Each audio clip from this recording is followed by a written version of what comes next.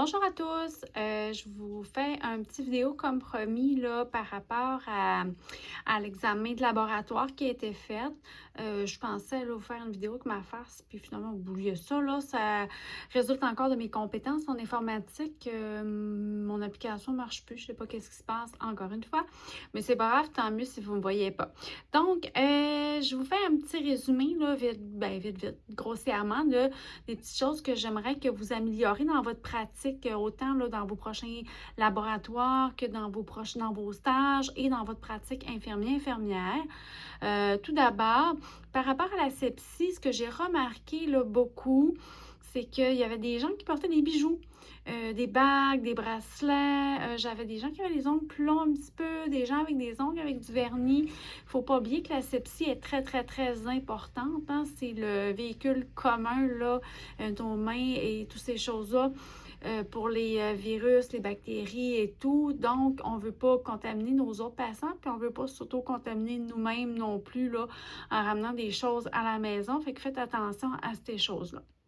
Ensuite de ça, quand je voulais vous parler là, de les tableaux des compatibilités, en fait, qu'est-ce qu'on vérifie dans le tableau d'une compatibilité? Très bien, là, qu'on pense d'aller voir dans le tableau des compatibilités.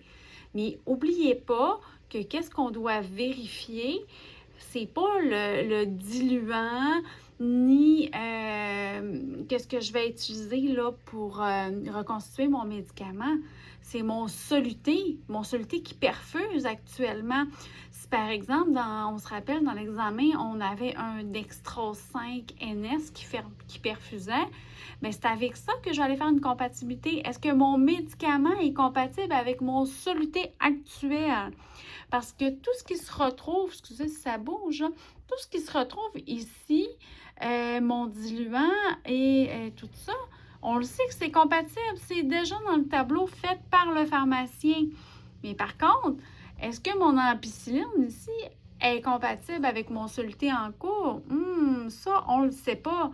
C'est pour ça qu'il faut aller vérifier dans le tableau des compatibilités. Fait que n'oubliez jamais, jamais, jamais ça. Ensuite de ça, par rapport à la grille, justement, que je vous montre ici, on va juste faire un petit rappel, OK?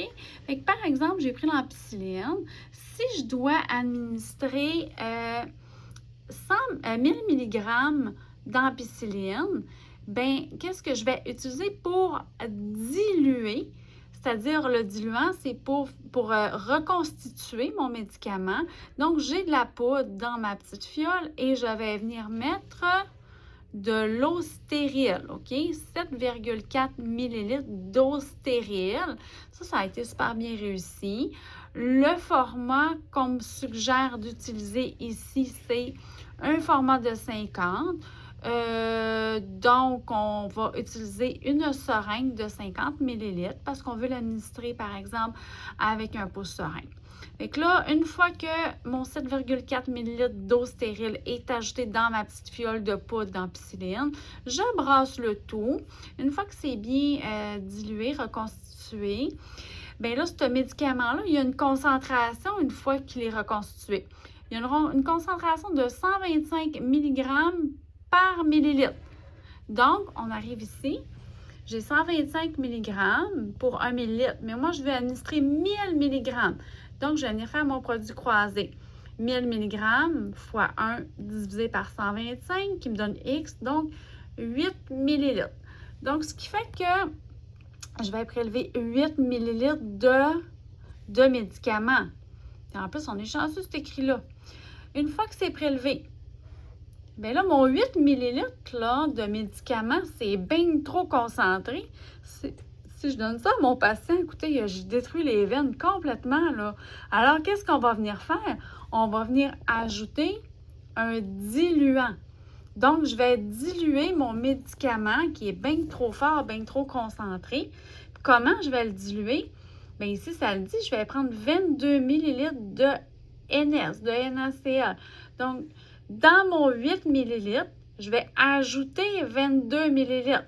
Donc, au total, mon volume final, je vais avoir 30 millilitres.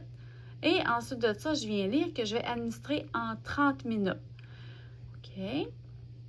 J'espère que c'est bien compris, mais si jamais vous avez des questions, n'hésitez pas, hein, je vais vous répondre, écrivez-moi sur Mio. Ensuite de ça, pour la note d'observation, par exemple, j'ai administré de l'ampicilline à 1000 mg IV.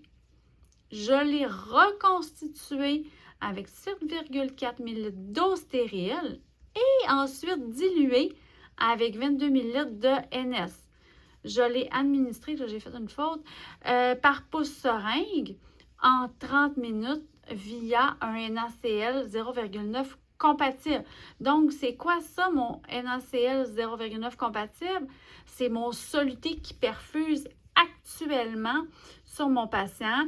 C'est la chose que je suis allée vérifier dans mon tableau des compatibilités. Perfuse bien et cite là intact.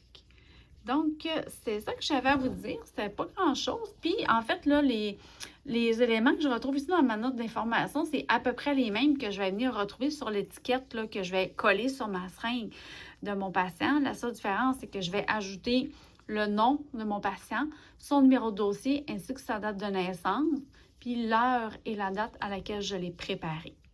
Donc, je vous souhaite une bonne préparation pour votre examen qui s'en vient le 12 mars. Oui, c'est ça.